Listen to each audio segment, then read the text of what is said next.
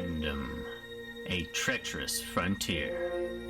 These are the voyages of the channel Downsize It. Its continuing mission, to explore strange new genres, to seek out new games and new player communities, to boldly go where no nerd has gone before.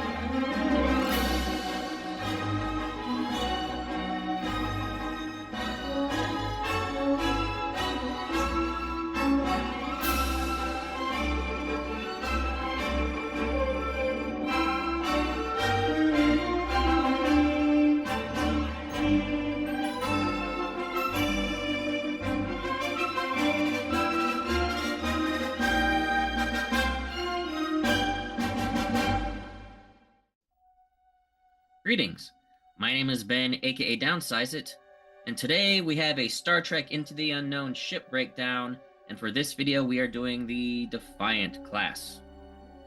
So first, let's look at the primary ship card before we go into the specifics. And you'll see the overview of all of the stations and stats, etc., and energy start. One thing to note about the Defiant class is that when you take it in one of your task force, for example, when you're doing a match mode and you have points, etc., the Defiant costs you 3 points to field because it, in its class as a scout, it is exceptional in that class. It's much, one-on-one, it will outclass a Jem'Hadar fighter more times than not. So that's why it costs 3 additional points. Whereas the Constellation gives you 3 points. That's how in the core set, it's essentially a wash. But you'll see that in future expansions probably, we'll see more points cost differences on the back of the ship card for different ships in their class, depending on how they rank with other ships of their class. So, for the Defiant, it costs 3 points to bring, because it is an exceptional ship within the Scout class of vessel.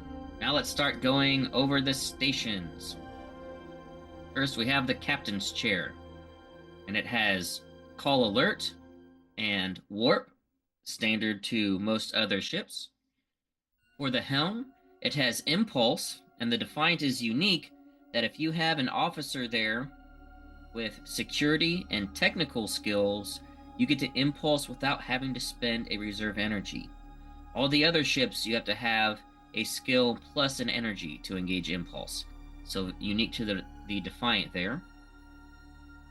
Also unique to the Defiant, we have evasive maneuvers as a action you can take. So you take test 2 difficulty, your operations plus navigation skill to remove a sensor lock from the ship. So if someone's locked you down, you can attempt evasive maneuvers to get that sensor lock off of there, prevent them from getting weapons rerolls and torpedo tracking. For the instrument station, we have sensor lock, and then also the sensors and comms stats. So for the Defiant 360, sensors and comms is 2 inches. And out of the forward cone arc, we have 4 inches plus the instrument rating. For the tactical station, where the weapons are, the fun part, we have the fire weapons action. And the weapon systems of the Defiant, it has 3 phaser emitters with a maximum power per shot of up to 3. It has a forward phaser emitter, 180 degrees, an aft phaser emitter, 180 degrees, and then a 360 degree phaser emitter. It also has 2 phaser cannon batteries. These are the pulse cannons that the Defiant was famous for in the show, and that were specifically designed to defeat the Borg adaptation, adapting to the weapons. Maximum of 4 dice per shot. Only a 4-inch range as compared to the 6-inch range of the phaser emitters, so you have to get closer to fire these off. You will also notice that the arcs are more limited. So you have a left bank and a right bank that goes out essentially 90-degree arc either side. It also has the special ability Pulse 2. That allows you, per attack with this weapon system, you can re-roll up to 2 dice on the attack. Very strong. Combine that with a sensor lock, you get a lot of rerolls to try to maximize your damage. And then it has 3 torpedo tubes firing quantum torpedoes. Essentially, an upgraded version of photon torpedoes that were introduced with the Defiant, then later the Sovereign class got them. 2 forward launchers, 1 aft launcher. And just interesting to note, if you saw my Galaxy class video, as opposed to the Galaxy class and all the other classes, the Defiant has all of its weapon systems ruled out for this game, or ruled into this game. These are the weapon systems that are in the show. So I just think it's interesting how they let the Defiant have precisely what it has in Star Trek. Anyway, very powerful ship, lots of weapon systems, but when we get into its power and alert status stats, you will notice that you really can't fire everything if you want to be effective. You could potentially fire everything if you, committed just like 1 power or maybe at maximum 2 power per shot. But the Defiant has lots of attack potential, but limited energy to be able to do all the attacks. So you have to think about where you want to spend your reserve power and your weapons power, etc. And you want to get into the, if you're at long range, phaser emitters and torpedoes. Close range, get that 4 inches. And in arc, fire those phaser cannon batteries and still probably launch torpedoes. Medical bay is pretty standard for the Defiant class. It's got the medical care test and nothing else. Cargo bay is also standard for Federation ships.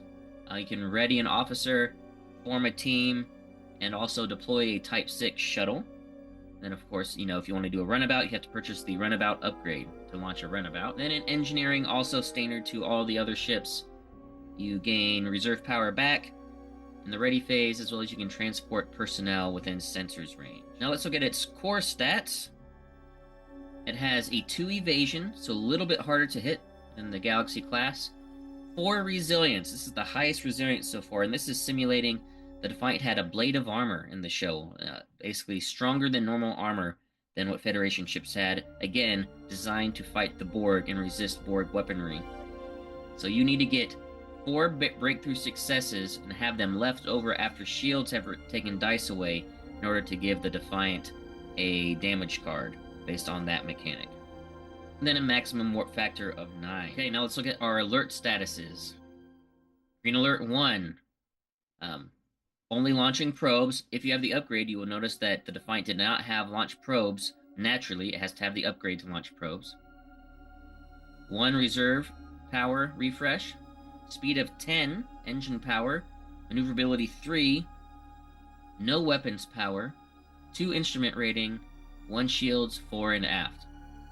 Green Alert 2, no reserve power refresh, 8 engine power, 3 maneuverability, 1 weapons power, 2 instrument rating, then 2 shields on the fore, 1 in the aft. Then we go to Yellow Alert 1, and we have torpedoes now, with 3 reserve power refresh, 7 engine power, 2 maneuverability, 3 weapons power, 1 instrument rating, and 2 shields fore and aft. Red Alert 1, so there's only 1 Yellow Alert level on the Defiant as opposed to the 3 on the Galaxy class. So Red Alert 1, we have 2 reserve power, 6 engine power with a 2 maneuverability, 4 weapons power, 1 instrument rating, and 3 shields on the fore and the aft. And then maximum Red Alert power, or Red Alert level, level 2, torpedoes, 1 reserve power, 5 engine power with only a 1 maneuverability. You get 5 weapons power, for potential of a total of 10 with your reserves to cook off all those weapons. 0 instrument rating, 4 shields on the fore, 3 on the aft. Now let's look at the crew status. So, starting crew status is 3 command, 4 operations, 2 science. Inspire level 1 is 4 command, 5 operations, 3 science. Inspire level 2 is 4 command, 6 operations, and 3 science. Now if we're taking the crew hits. For the first level going down from starting position is 2 command, 4 ops, 2 science. Then we have 1 command, 3 ops, 1 science. Next we have 0 command, 2 ops, and 0 science. And then the last level we have zeros across the board and in a disabled state. Now let's look at hull status. We have starting at 6 hull, then 5 hull still in the white, but taking a damage card. 4 hull we hit yellow. 3 hull still in the yellow, but now taking a crew hit. 2 hull we now hit the orange level. 1 health remaining, we have the orange level still and a damage card. And then 0 hull disabled and 0 hull destroyed. Next, let's look at the Defiant class specific damage deck. We have Armor Compromised. It can be hit from the fore or the aft with this one, assigned to any station, your opponent's choice. And this reduces the resilience, the ablative armor of the Defiant. So if you're in the white status, it's reduced by 1. If you go to yellow status or worse, it's reduced by 2. This has to be repaired in the cargo bay. They command of difficulty 4 plus mechanics, and you'll notice that the Defiant has not the highest command value, especially if you're starting to take crew hits, so difficult to repair for the Defiant. Comms relay down. On the instruments panel, 4 section only. Standby orders cannot be given to stations without an officer, so in the standby phase, you have to have an officer at a station to give that order. Fixes in engineering with reroute comms channel. Also a command check, difficulty 3 plus mechanics, and if you fail, you gain a peril. Exploding panels. I think this is universal for all Federation ships. Again, any station on the floor. This is in the hazard phase, then the opponent can spend a peril on your ship to move it to a different station with an officer, and that officer gains a trauma. Then medbay to repair this. Repair relays. Test 3, command again plus mechanics. Then you gain a peril if you fail. We have then weapons, EPS offline. 4 station only. At the tactical station. In the hazard phase, you remove all the sensors locks that you have on other ships. Not a terrible one to have, except for the fact that it covers up your weapons station, the tactical station, so you can't fire. Reset the EPS conduits in engineering. Test 2 ops plus mechanics. So for the Defiant, this is an easy one to heal up. Good ops stat for the Defiant. Then lastly, for Federation ships, we have the Warp Core Breach. Aft section only in engineering. Reduced hull by 1 during the hazard phase, and if it reduces you to 0, you blow up in an antimatter explosion, causing damage to all ships at 2 inches. And you have to vent the antimatter in the engineering section with an ops plus mechanics, and if you fail, you either take crew damage or the person doing it takes a trauma.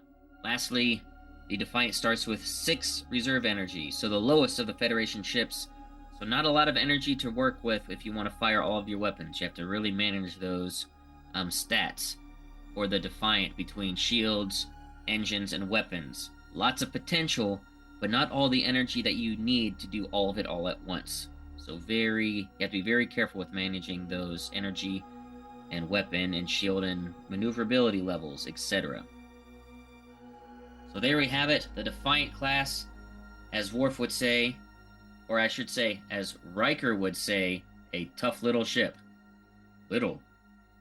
And also, as Cisco would say, would almost tear itself apart with so much contained in one little vessel. So yeah, great combat ship, heavily combat focused, not very good for science or command stuff, but for ops tests and obviously combat and maneuverability, a really strong, powerful ship. So that's it for this video. We'll have more coming out for the Constellation and then the Dominion ships after that. So thank you guys for watching, and until next time, take it easy.